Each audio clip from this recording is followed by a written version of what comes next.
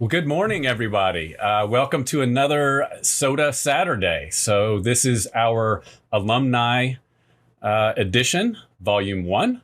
And so we've asked several alumni throughout SOTA, a couple from each program, to come zoom in with us today and update us on what they're up to and answer questions from any current or potential students or former faculty that they've had who were on the Zoom as well. And just have a great conversation. I'm always excited to reconnect with our alumni and see where this degree took them, see what they're up to, and just hear how life is going.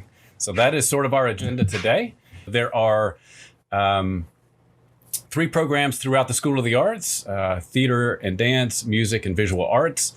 Increasingly, we're doing things together and collaborating together. We're all mostly under one roof. We have two buildings on campus, one for spatial arts, all of our 3D arts, and the other one houses just about everything else, our theaters, studio spaces, computer labs, all that good stuff. And we have taken virtual tours of each of these 3 programs throughout both of those buildings. And we recorded those, and you can see those on the SOTA Saturdays webpage as well. And they'll leave you excited. After every one of those, I always want to go back and become a student in that program all over again. So check those out and learn a little bit more about us. Today, I'm going to rotate around, and I'll give a short introduction to our alumni, and then alums, I'm going to ask you to jump right in and just tell us what your degree was, and then fill us in on what's happened and where you are now. And then we'll just have a conversation. So we'll start with music. Natasha Pence graduated with piano pedagogy degree in 2012. And so Natasha is just down the road in Covington, piano teacher with NKU Music Prep, assistant director of the piano department at Cincinnati Music Academy, and the president-elect of the Kentucky Music Teachers Association. She also freelances as a collaborative pianist. So Natasha, welcome.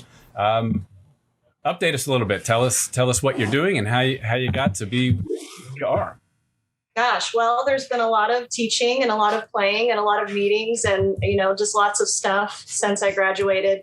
I think as musicians, we definitely wear many hats, whether we're, primarily teaching or performing. But I will say that, everything I do, I knew when I started this career that there were going to be 3 main components: teaching, playing was still important to me, and then, of course, service. So that kind of explains my involvement with the Music Teachers National Association, because I think it's important to stay involved with our professional organizations and give that time. But everything I'm doing was 100% seated during my time at NKU. So I started as a junior instructor with the prep department and eventually became a full-time regular piano instructor. And then my position at Cincinnati Music Academy, I actually have Dr. Van Dyke to thank for. So at the time, I was working closely with Diana Belland, who was my mentor and instructor. And she was friends with Richard and she said, hey, I have this student who's looking for a teaching position. And he managed to get me an interview. And one of the things about teaching at the Cincinnati Music Academy is that I'm 100% in control of my own business, essentially. So I create my own calendar, I create my own schedule, I set my own rates. So and then I've done a lot of accompanying through people I've met at NKU, was a member and president of our collegiate chapter of NTNA there. So everything I'm doing now that's going well, all started there. All started during my time at NKU. Fantastic. Thank you. So starting with the in music prep, being a junior instructor, talk to us a little bit more about that. What did you learn from that experience that you've continued to leverage forward? Oh, wow. So I learned what works and what doesn't work. But, I learned, one of the first lessons of teaching was that what is intuitive for you is not intuitive for everyone else. And so that was a rude awakening, realizing that, it's not as easy as it looks, most certainly. But I'm excited to say that one of my students, who is now a senior in high school, started with me as a junior instructor when he was 7 at NKU Music Prep, and now he's getting ready to graduate. And I'm hoping, I'll have to take him out to lunch or something because we haven't been able to see each other for, face to face, obviously, but It's pretty special. That's cool. Fantastic. Yeah, it is. It's a marker of time to see your students, start as kids in your case, right? And grow into adults. And, one of the great things that I love about being a teacher, having been a teacher, is that we do have such a profound impact on our students. And so we're a part of who they are moving forward. And that's what I love about our mission in higher education and teaching in general. Yeah. Thanks, Natasha. And we'll circle back around. Now we'll go to Australia. And we have Denise Devlin, 2007 BFA Theatre Performance major, currently performing in the Australian national tour of Shrek, the musical.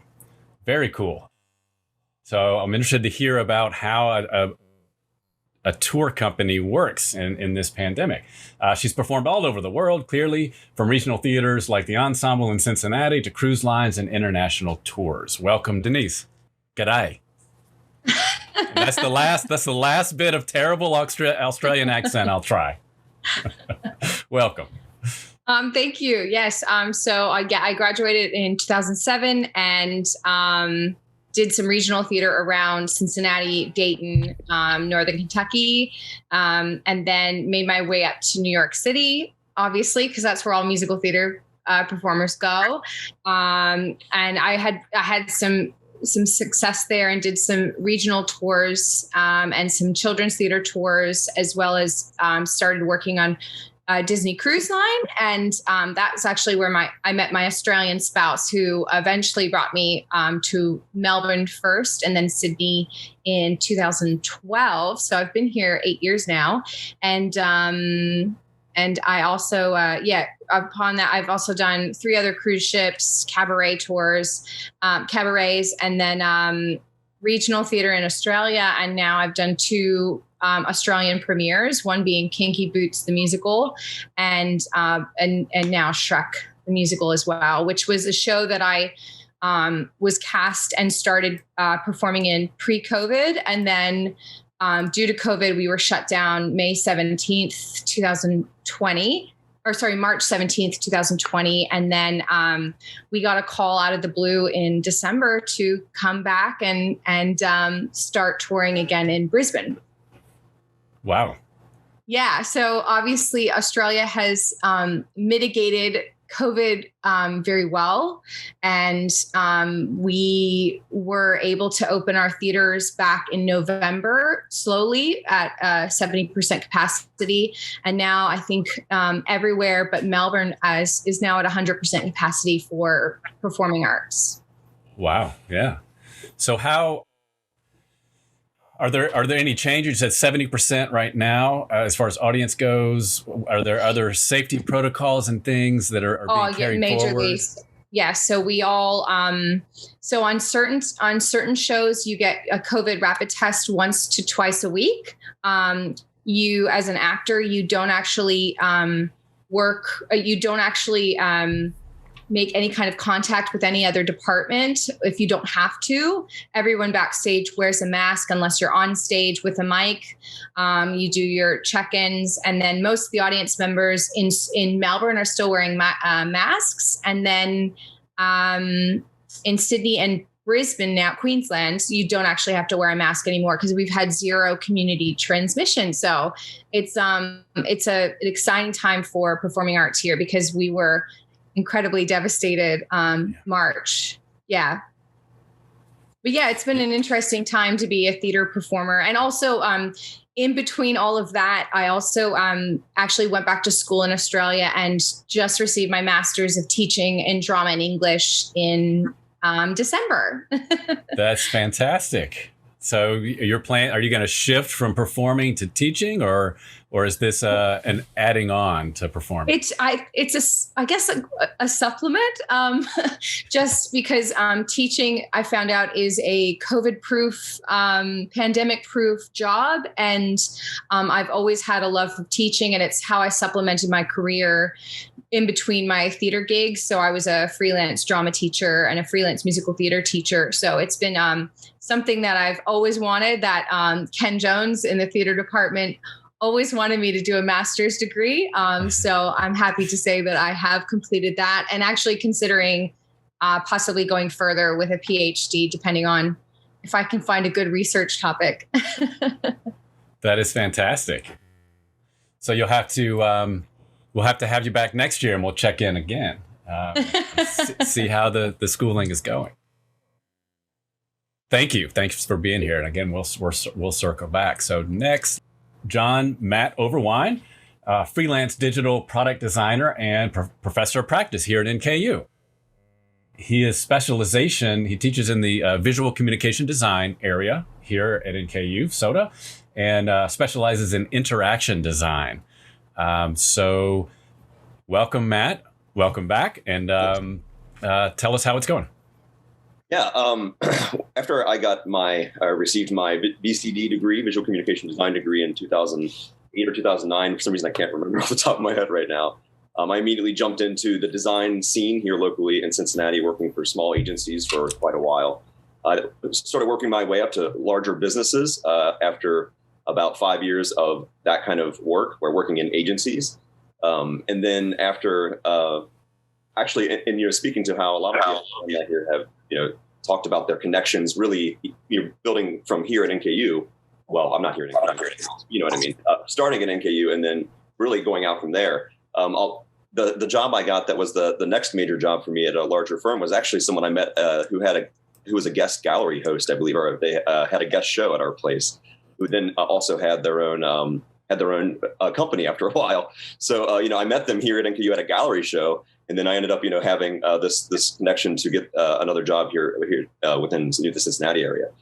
So I worked as an interaction designer, which was like designing Flash apps and websites for a while there, for those people who may remember those types of things. And then I moved on to learning a little bit of programming. So, this is something I learned here starting at NKU, but and then also sort of developed it, further in my job or in my career. And then I started programming a lot more. So I became responsible for like front end development, if anyone's familiar with that field as well. So I was a designer and a front end developer. And then as things kind of have progressed over the years, I ended up becoming a user UI UX designer and developer, which is a user experience and user interface designer. And then that pretty much evolved into where I am now as a digital product designer, where I basically design and then also program at least parts of applications and websites and other things like that. So here, and then of course, I showed up for a senior show here at NKU, and one of my previous professors, because they knew of my expertise in sort of interaction field and development, invited me to come start adjuncting as a professor here. And I started doing that in 2016, and I've been sort of balancing being an adjunct professor until I applied for a full-time professor of practice role here.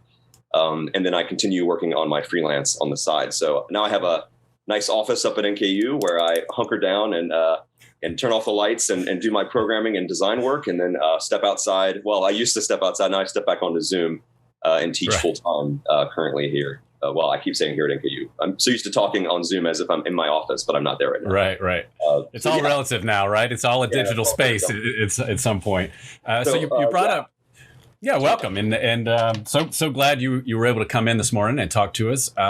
You brought up something. It seems like there's several intersections along the way where networking was extremely important and really governed that next step, or really, made possible a new path.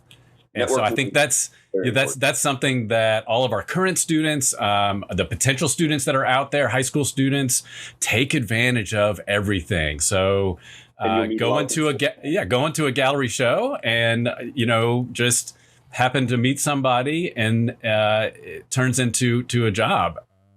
that happens all the time, especially in the freelance world, right? So can you talk a little bit more about that? Because a lot of our graduates come out and they freelance for a little while, and that takes its own, I think, skill set. In 2016 is the last time I had a normal agency job, as we'll call it, where you work for other people. I decided to take a stab at running my own business as a freelancer. And so all those connections had built up, even the old jobs that I had left, I tend not to burn my bridges. And so those people were just as big of connections for getting more work. And so after 2016, I haven't really worked for anyone too long over the years. Now I just pretty much freelance entirely. But I did work for other companies like Everything But the House and Procter & Gamble a little bit with those freelance skills, at an hourly rate, which is a little different than the salary situation. But, that experience is invaluable. And being a freelancer, you learn how to really, be confident, move into spaces you may have not done or not had work in before. And I think it was Natasha had mentioned you set your own rate.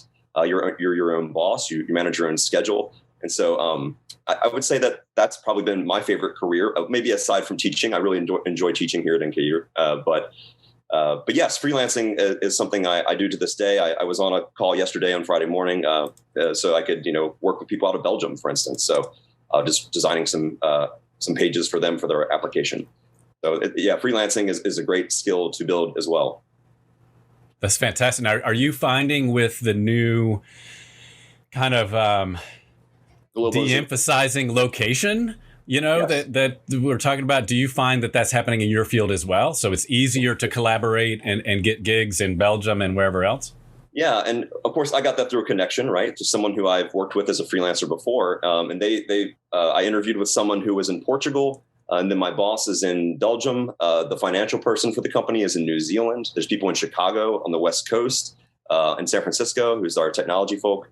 And then there's people in Russia that are doing the programming. So yeah, with the globalization as it is, with Zoom and everything else, it is a global workforce, especially for something like digital product design, where it's pretty much needed across the board because a lot of people are moving very physical or manual, we'll call them products and services, into digital ones now. So I'm sure you can all think of good examples of that.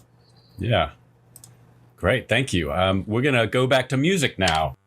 Kayla Up The Grove, do I have that right? Am I saying that right? Yes. Okay. Yeah. Kayla is a jazz saxophonist who teaches and performs throughout the Cincinnati area. Welcome. Tell us what you're doing. It sounds like you're doing some of the same kind of freelance stuff that Matt was just talking about. Sure. Tell us how all that's gone. I was going to say, definitely when he was talking about freelancing, that's pretty much what I'm doing right now. I graduated in 2018, so I haven't really been out of school for that long. Honestly, I only had about a year until COVID hit. And then, that does change a lot with being a freelance musician and everything. But stuff is picking up again now. So mostly after school, I've been just working on my craft, trying to figure out, different avenues to go down. Been working on vocals and stuff, and maybe stepping outside of the jazz realm a little bit, doing music that you don't learn in school. I guess maybe R&B and pop and stuff. Just opening up that realm. But music is starting to come back around. So I'm having a couple of performances here and there. So that's really good. That's exciting. But I have just moved back into my parents' house. I've just been living there. I did move to Nashville right after college, though. My boyfriend, his name is Eric Snyder. He also graduated from NKU with a trumpet degree.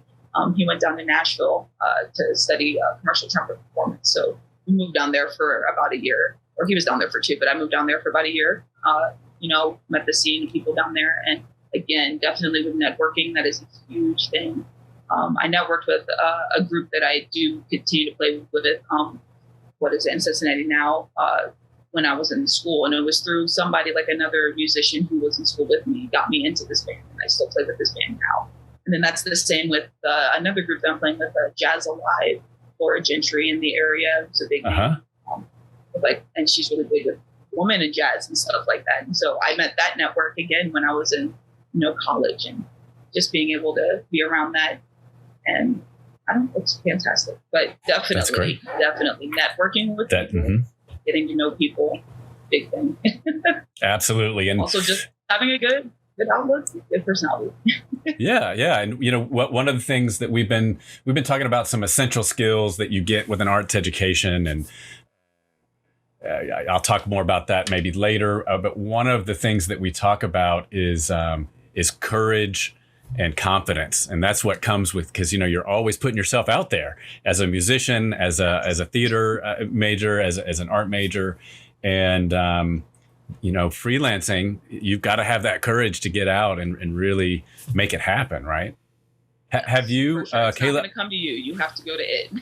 That's great advice. Have you found in I know in music it's a little bit harder to collaborate online, just with this slight difference delay in timing with videos and things like that. Have you encountered any of that kind of possibility of continuing to play or practice with folks down in Nashville or anything like that? Yes. So I did have like an opportunity, what was it, recently, where we recorded a big band chart all remotely with like videos. So we just sent out like our audio and then our video, and then the person put together like this big band chart. It was all woman. It was like for a special secret thing. I don't remember what it was, but we all just like recorded separately and like sent in our audio and video, and then we got to like see this creation happen. But like we all didn't play together, obviously, but it was just really cool getting to see all of our talents come together and just being able to do something like that. I wouldn't expect something like that to happen. Right. Yeah. And I think those possibilities, they don't replace the in-person, collaboration and interaction and playing together. Yeah. But it's nice to be able to augment that a little bit, right? Thank you, Kayla. So we're going to shift back up now to theater and dance. Welcome Ken Early, a 1996 BA Theater Arts major. As a member of Actors Equity, he's performed throughout the country and the region on world premiere plays and musicals, revivals, theater for young audiences, most recently seen performing at the Ensemble Theater of Cincinnati. Welcome, Ken. Hello. Thank you for having me. I'm glad to be here. First I'll start off with this. I was surprised because I went there for 3 years, but I did not graduate from NKU. I actually left in 96 to do an internship, a professional internship in South Carolina, in Greenville, South Carolina, at the Warehouse Theater. So I was there. So I don't know if any of you all know Joe Conger, but Joe Conger was the chair of musical theater at that time when I was there from 93 to 96. So, with that kind of decision, I walked in and I asked Joe, I was like, Joe, I have this opportunity to do a professional internship in South Carolina. Can I go? I know that I'm still here and everything else. Can I go? And he gave me the heads up. He was like, go. So I went and it was a really good experience. It was hard. It was a very good experience. I was more so known as a singer and a dancer, and I wasn't known so much as acting. But that's the one thing I really wanted to work on when I went to do this internship. Did that, came back to Cincinnati in 97. And I've been back since and just worked kind of semi-professionally, kind of working my way up through the community theater and everything else like that. And then I finally got my equity card at Ensemble Theater of Cincinnati, doing a show there. And that was in 2013. So I've been working, consistently. I'm blessed. I've been working consistently even before that in 2007, which was my first actual full production at Ensemble Theater of Cincinnati. So that's kind of like my home theater there. And then I've worked at Playhouse in the Park and also Cincinnati Shakespeare Company, No Theater. Before the pandemic went down, before the pandemic happened, I was at Actors Theater of Louisville doing Once on This Island, and then came back. And as you just read, I was doing Pipeline at Ensemble Theater. Mm-hmm. So we got through all of the rehearsals and all the preview performances, and opening night, we opened and we shut on the same day. Oh. And we shut on the same day. They gave us a call, was like, don't come in. And then after that, it was like, we'll see you when we see you, you know? And so, you know, Lynn has tried to get us back. She's tried to, she kind of like forecasted it like in May sometime. This is when the pandemic first started. And then she was like, well, maybe we'll have to push it back. And so now it's pushed back. And so we'll see what happens, you know. But yeah, Pipeline was the last thing I did before the pandemic. Wow, that's heartbreaking to have an opening night. You know, I just think about the emotions of an opening night. Everything's so charged, and you work so hard for it, and then to hear the news like, well, that's going to be it for a while. Exactly. It was like, okay, all right, we understand. Yeah. Well, thank you, Ken. And I wanted to touch on something. So we've had a couple of our alums talk about the importance of networking. You touched on something in that conversation with Joe Conger, the importance of mentorship. Can you talk about that? Have you encountered other mentors, or now having been in the business for a little while, are you compelled to mentor folks that are coming up and out? I would not say so much as mentor, but I am around to give advice. If anybody's looking for advice or anything else like that, I'm more than open and willing to talk about any situation, you know, how to start. I mean, I've had plenty of people say, you know, I like theater. How do I get started in theater and this, that, and the other? And I tell people, if you really haven't had much experience, the best place to start, I say, is community theater. That's the best place to start, because you can get in on the ground level and learn what you need to learn and just kind of work your way up, which is the same thing I did. You know, I started from the ground level. Actually, I started in church singing, you know, and then church, you know, because you're singing in front of the congregation and stuff like that. That kind of helps build up your kind of your tolerance for performing in front of an audience and stuff like that. But my mentors, I would have to say, was Ken Jones. Because at NKU, it was Ken Jones, because when I came there to audition, he was there. And I remember after I auditioned, he contacted me that summer and cast me in a summer show that he was doing up at Ohio, I think the Ohio State Fair in Columbus. So because I had just got finished, actually, I just got kicked out of CCM, Cincinnati College Conservatory of Music, in '92, because, you know, I'm just bad, and, you know, everything else. I was young also, you know, so, and I don't think I really took it seriously like I was supposed to, but, you know, all things come around full circle, you know. So, but I would have to say Ken Jones, most definitely, he was my mentor there. He was the one that told me I was funny. I didn't think I was funny. I always wanted to be serious, and he was the one that told me I was funny. And he never cast me in a serious show, ever. Never. He always cast me in a comedy. But yeah, Ken Jones, Mike King. Mike's here with us today. Is he? Because Mike King directed me in a musical in Big River before I went to school there. So I worked with Mike King, him. Let's see who. Oh my gosh, Jane Green, who was there. She's the one that really built me into a dancer. Jane Green. So many of them, but those people right there I just mentioned, and Joe Conger, those people were very, very instrumental to me. Very instrumental to me. Yeah. Fantastic. Thank you, Ken. Yes, you're very welcome. We're gonna switch over now to visual arts, and we have Madeline Walker. Welcome. So Madeline is a visual artist from Cincinnati, Ohio, working at the intersection of sculpture and painting. Lived and traveled across the U.S. for graduate school, teaching positions, residencies, and exhibitions. She's worked as an educator, a studio technician at several different universities, and lives and works right down the street here in Bellevue, Kentucky. Welcome. I'm back here in Kentucky. I didn't think I'd end up back, but here I am.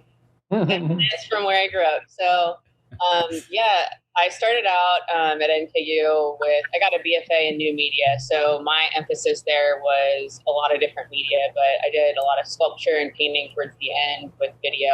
And I thought that I would take a break between undergrad and grad school, but it ended up being no gap for me. And I ended up spending 3 years in northern Utah at Utah State University. And thanks to NKU for getting that fellowship for me, because a lot of the scholarships and connections and a lot of the skills that I built at NKU are what kind of got me out of my comfort zone. And they really encouraged me to travel and explore a lot of different areas. So conversations that I had with faculty when I visited Utah State were really what got that for me. So I feel like talking to strangers is just something that I got comfortable with and has led to a lot of good opportunities for me.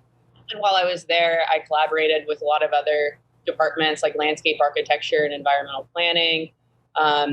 So like the foundational skills of interdisciplinary work really started at NKU with Brad McCombs and Kevin Menti and Kim Caddis. All of those people have been so important for my career.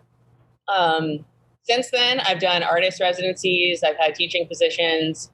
Artist residencies have been a great way of meeting other artists and just being in a supportive environment where you're with other creatives and you can have more time to develop your skills. After grad school, I spent a summer in Nevada. That was one of the residencies, and I got a full-time teaching position in upstate New York at SUNY Oneonta, where I worked for 2 years teaching digital and studio art. And then in my last year there, I also became a studio technician at Hartwick College. And there it was like really more behind the scenes stuff, helping students realize projects and making sure that classes run smoothly. So a lot of my career up to that point was more in higher ed. And then from there, I was also working with a local gallery and a gallery on the West Coast, representing my own artwork. And so I've kind of done a lot of different things in the education realm, but in the past year and a half, 2 years, I've been working more independently as a visual artist. And that's been a lot more working with galleries and other artists.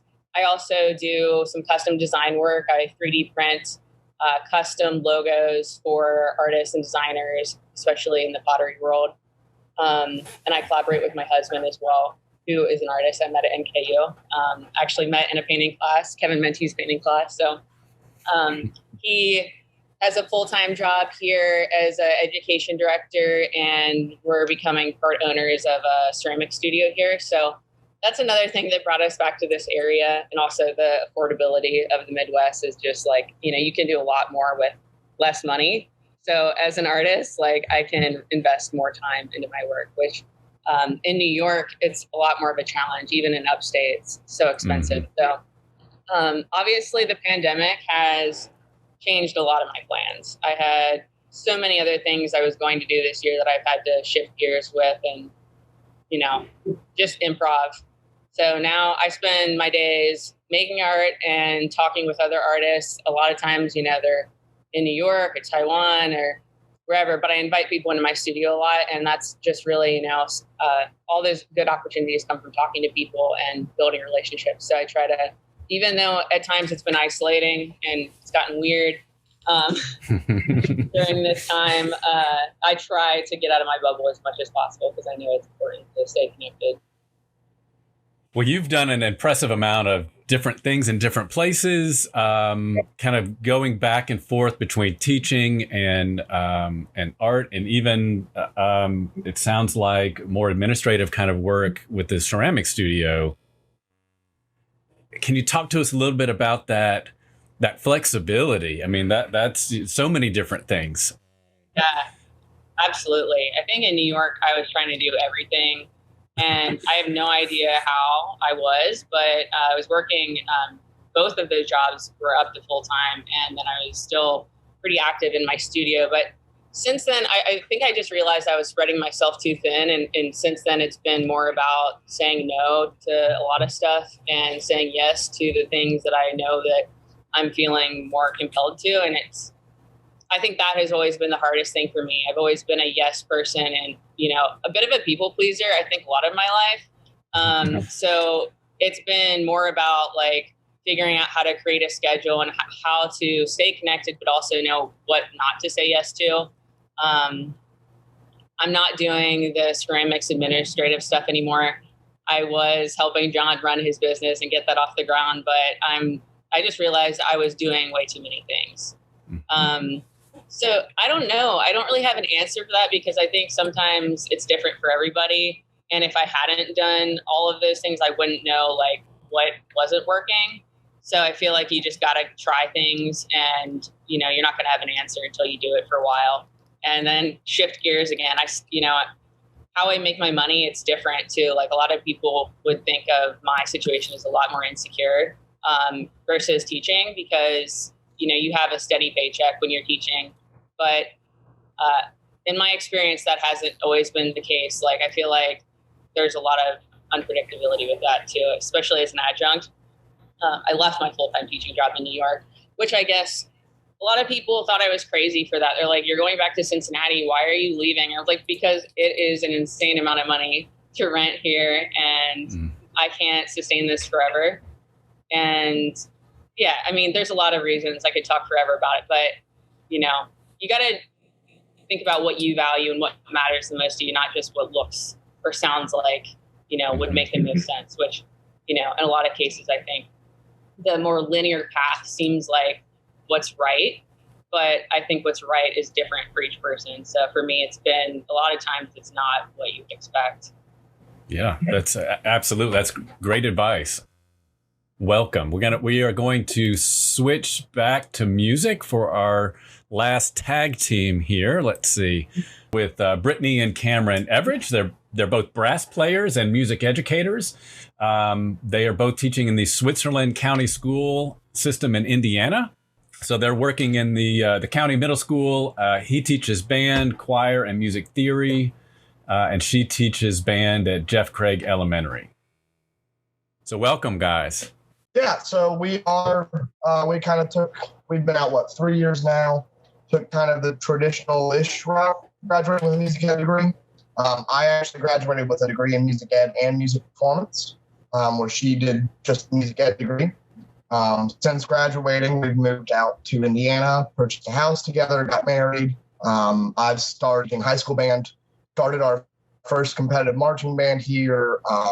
I've actually got a couple students that are doing auditions at NKU in recent days that are looking to go there for music school. So really exciting there.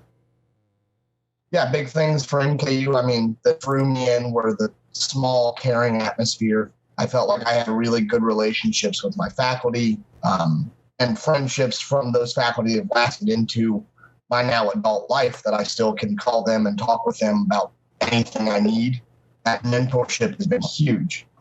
Kept us, we actually, with the pandemic, we closed our schools the end of last year, but we started back in person August of this year.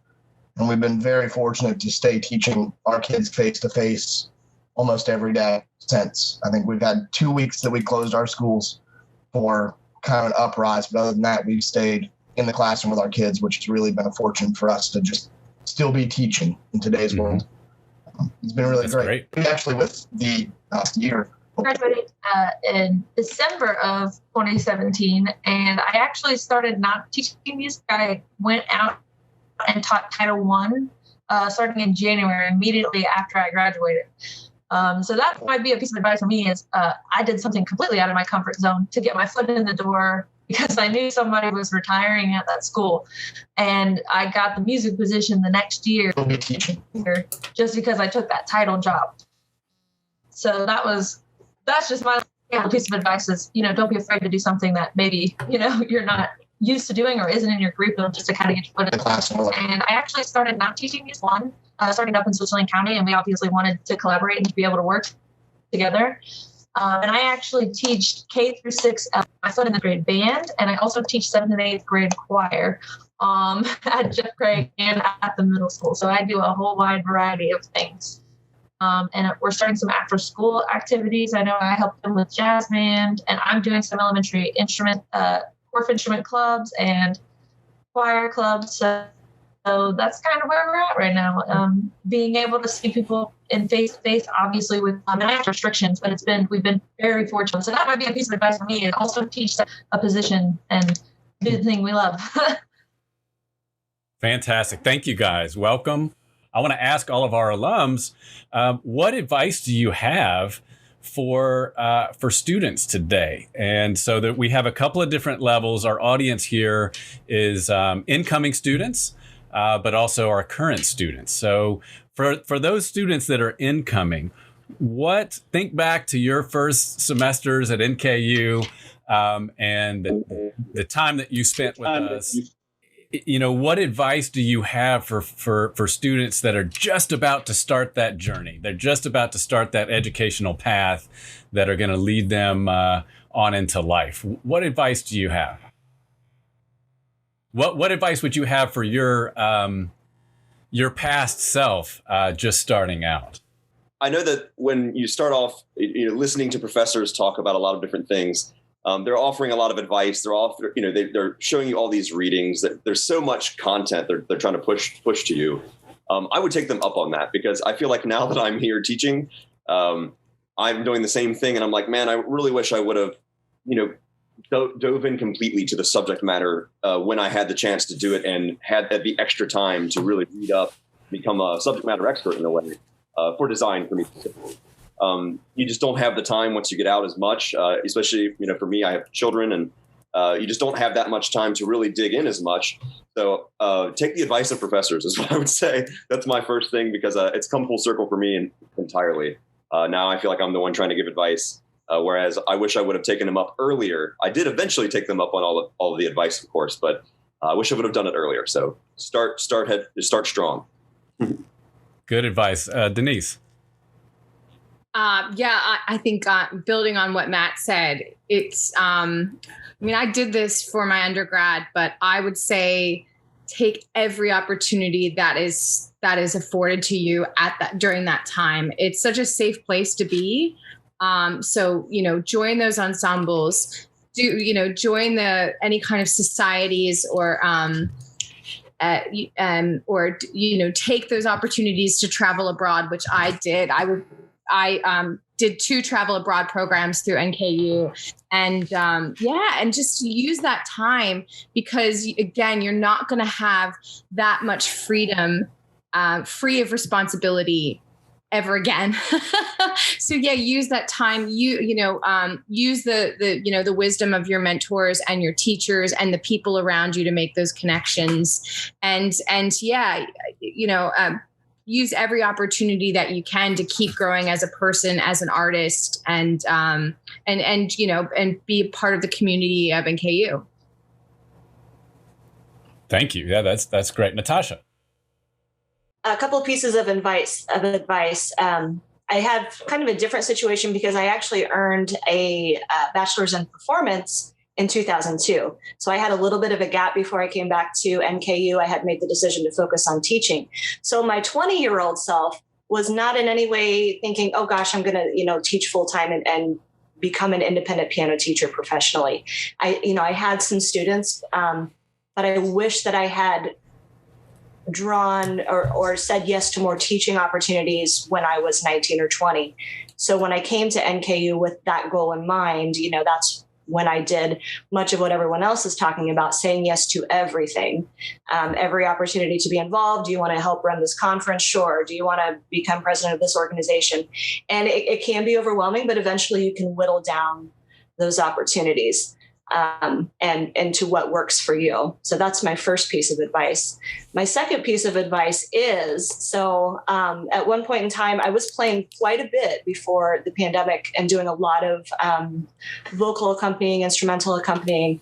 And I was told that one of the reasons why I was getting a lot of business is because I was a good communicator. So people called me, I called them back. We scheduled a rehearsal, I showed up. So it was very much about being organized, communicating, and being easy to work with. So that's really important. Absolutely. It's the everything else, right, that becomes really important when you're out there freelancing and trying to get your foot in the door, right? You have that talent and you've developed that talent here, but you've also developed these other skills that, like Natasha says, incredibly important. Ken. The one thing that I will say is don't be scared. Jump in. This is for the first year students who are coming in. Do not be afraid to fail. Do not be afraid to make mistakes. Just don't be afraid. Let go and just jump in and learn what you need to learn to get out there and work. It's very important that you just get rid of all your inhibitions and stuff and just jump in. If it sounds crazy, it probably is, but it'll work for you. It will work for you if you work it. If you work it, it'll work for you. You know, there's a bunch of stuff that's going to come at you at one time. You're going to get confused. You're going to get angry at yourself. Be easy on yourself and jump in and learn everything that you need to learn. Okay? That's it. Just learn everything you need to learn and don't be afraid. I couldn't agree more. Madeline. You know, echoing that, I feel like going after opportunities that you may not be qualified for can be good sometimes, because you learn a lot by getting into a situation where you have to learn fast and figure it out as you go. So, I mean, especially if you deal with imposter syndrome like I do, I think you have to get out of your comfort zone and do things that, even if you think you're not the expert at it yet, there's no harm in going for something that's a little bit above what you think you're capable of it, because I think otherwise you're not going to challenge yourself. So I think in some cases you're going to find out like this doesn't work for me, but that's also helped me, I think, in some cases to figure out, you know, what's the next best path and, you know, what should I be doing instead of this? So, yeah. Yeah, absolutely. The courage and confidence to take that leap, right? Who else had their hand up? Cameron? Yeah, kind of echoing off what she said is step out of your comfort zone, especially from the music side of things and from the education side. Take those classes where you're in a choir if you're a band person, or take where you're going to have the opportunity, because we're both band people teaching choir, and I teach a jazz ensemble, and I was not a jazz trained musician. And those are things I had to learn on the fly. Take those ensembles, take those chances, even if you're going to go in and maybe look a little silly, or you're not the greatest singer. Learn that skill from a professional, one of your faculty members that can help you develop that skill. So when you get out in the world teaching it, you can teach it at a higher level. Some of us that are making up the week before we have to teach it. I would say that you need to make that a lifelong thing as well. Don't just stop there. I hate when I go to a professional development conference with all these teachers. You need to continue to not be scared, to push yourself, to continue to learn. And I think one of my great professors told me, if you stop learning and you become a dinosaur, and I don't want to be a dinosaur. Don't try not to be a dinosaur is what she'd always tell us. And I love that. That is great advice. Kayla, do you want to jump in? Yeah, just hopping off of what Brittany said, basically, like, based off of, you know, just performance majors, for sure, like, coming out of performance majors, like, going in from, like, theater, going off into, like, your own life, or just from, like, art, and going off and doing your own thing. College provides you with a whole bunch of tools and everything to help you prepare for society, but just remember that you are continuing to learn after school. You are not done learning yet. There is still so much to learn. There is never a stopping point, and you're never going to feel like you've learned enough, but that's okay. That's okay. You just keep on going. You just keep on pushing. College and all the professors and stuff that, like Elsa said, they're going to throw a whole bunch of stuff at you, and it's going to be a lot for you to remember, but it does, like, come back after, like, continuing on, like, after college. I would say, like, I would say with, like, me, just in, like, my, outlook and everything, I, for some reason, had something in my head thinking that, like, oh, after college, I'll know everything. That's not true. don't believe that. Keep yourself humble. It's okay if you don't know everything after you finish school. You still have time to learn. You have a lot more tools than when you did start school. And half of the battle is learning stuff, and the other half is communicating and making good connections. And I think that's just really important for people to realize when coming into school, especially when going into arts and everything. Because I feel like with like other degrees, you have like a more set path, and then you're like, okay, after this, then I am for sure, this is it. This is how I get a job. But like with arts and everything else, it's not a set. You still have to work on stuff, and you still have to continue on with your development after school. And that's okay. That's absolutely right. I love what you said. You never feel like you have learned enough. Madeline, is your hand still up, or? I have one more thing. All right. Nobody knows what they're doing. We're all just figuring it out as we go. And even people who know things don't know a lot. So I feel like we all just need to be comfortable with not knowing. And as a student, I think that's especially true. Like, I feel like when I was starting out, I thought I knew more than I did. And I realized I was just making bad art that whole time, and I knew nothing. But the more you learn, the more you realize nobody knows. And so I think, it's okay. There's nothing to be ashamed of in the fact that you're clueless, because we're all clueless. And it is okay. And we are always still learning.